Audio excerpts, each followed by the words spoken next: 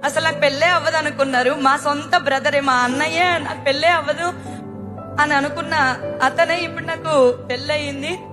అలానే పిల్లలే పుట్టరు అనుకున్నారు. మా పాప పుట్టింది. నీ పీసీఓడి ప్రాబ్లము డాక్టర్ అన్న అసలు పుట్టరు అన్నారు. కానీ పాప పుట్టింది.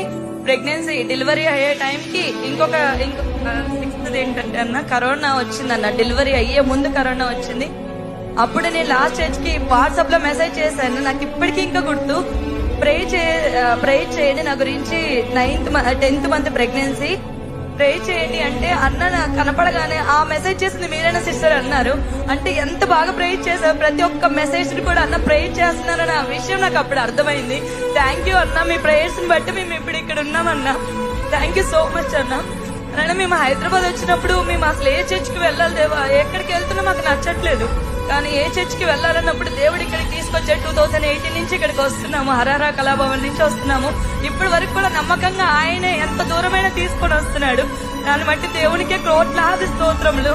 మేము ఎంత ఘనంగా ఆత్మీయంగా ఎదుగుతున్నామంటే అన్న మీ వాక్యాలను బట్టి మిమ్మల్ని ఇన్స్పైర్ చేసుకుని నాకు హతసాక్షి అవ్వాలని ఆశ పుట్టిందన్న. Thank you for being our spiritual father అన్న.